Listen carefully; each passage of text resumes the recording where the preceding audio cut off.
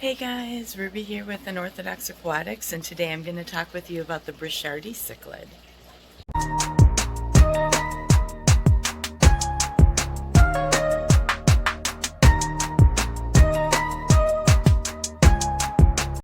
So I'm here with the small tank of Brichardi Cichlids. These guys are native to Africa, Lake Tanganyika, where they are endemic, and they occupy rocky areas along the coastline in large colonies. So let's take a look at what we got here. So I've got a 10-gallon bow front set up here where I keep 4 Brichardi Cichlid juvies. I'm basically keeping them here till I can figure out what I want to do with these guys. Can't decide if I want to move them through or keep them. So just kind of figuring that out, and until then I've got them in this 10-gallon. So visually, these guys are distinguished by the lyretail, which is a forked tail. There you go, you can kind of see it there. The tail is forked and has long filaments coming off the tips, as well as that on other unpaired fins. There are facial accents in older Brichardi. Let me see if I can find, here's the largest one, I believe. These guys can top out at around 5 inches. So, and they have gorgeous pale bodies, blue eyes, and a continuous dorsal fin. And they're just a very dainty, pretty cichlid that would look good in any African collection. So the Brichardi or lyretail or fairy cichlid, whatever we want to call it, these guys are good beginner cichlids. They have a gentler disposition, though they can exhibit some aggression if there are eggs or fry present, or if there is a lack of territory or places that feel safe. They are not afraid to defend their space and speak up for their needs, so to speak. So these guys are generally easy to care for if they're housed properly. You can keep a small juvie group or a pair, grow them out in a 10 or 15 gallon.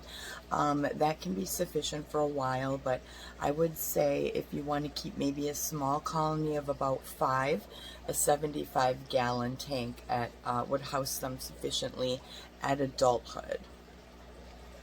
These guys use all the tank space, so they don't reside at the bottom, middle, or top. They use all of the aquarium. They can be gently overstocked to curb aggression. All 4 of mine are very gentle towards each other, even in a tank this small. Aggression can be curbed by gently overstocking, but you want to make sure that other things in the aquarium are sufficient before you do this. You want to be sure there's adequate filtration, a good many territories and hiding spots for them, things like that. So you can do these guys in same species tanks, which I personally like to do with Africans. Otherwise, you can combine them with small or to medium size, I guess, community fish, tetras, angels, things like that. But try to stick to things that are relatively peaceful in disposition, as these guys are a more mellow cichlid. But you want fish that will have the same water requirements, temp, conditions, things like that, scaping, all that stuff is good to consider when you're adding tank mates of other species to a tank with semi-aggressive fish. Now these guys are adaptable to many different, a sliding scale of water conditions, but they are tropical, so they should have the basics when it comes to that. So like a temperature, like 72 to maybe 80 degrees. You want adequate filtration for these guys, especially if you're going to do overstocking. Beware of large water changes when you are taking care of these guys. Tanganyika cichlids can be sensitive to sudden or drastic shifts in water chemistry or the temperature.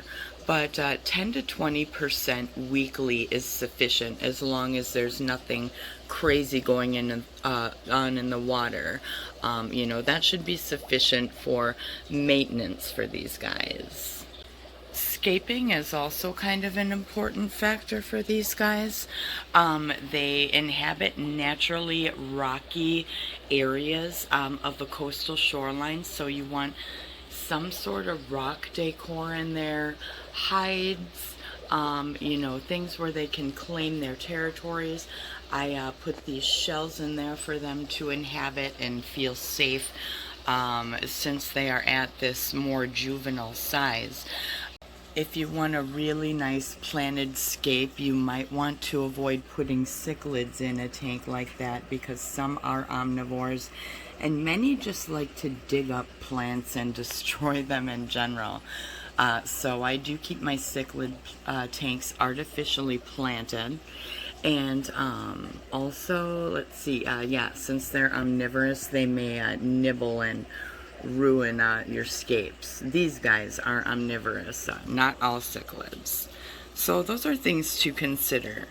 They also like to move things like the small shells in the sand. I also like to keep these guys in tanks with sand substrates. I like to give them shells and things like these to also inhabit and make territories. And they like to pick the sand up in their mouths and mold it to shapes to how they like it. And they also move things around in the tank by moving the sand. So that's kind of neat. I think they really, really appreciate having a sandy substrate. In the wild, these guys will eat small crustaceans, invertebrates, plankton, things like that.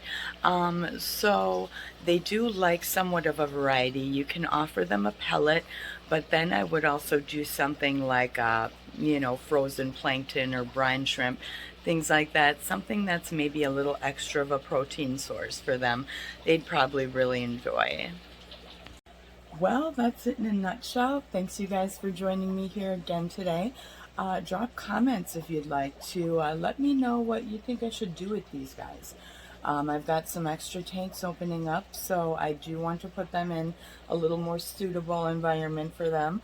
They kind of came in my stock in a weird transitional point I was in, so I just kind of threw them in here while I decided what I'm going to do. So drop comments. Thank you again otherwise for joining me. This has been Ruby with Unorthodox Aquatics, and we were talking today about the fairy cichlid or Brichardi lyretail cichlid. You guys have a great night, and I will see you guys next time. Bye.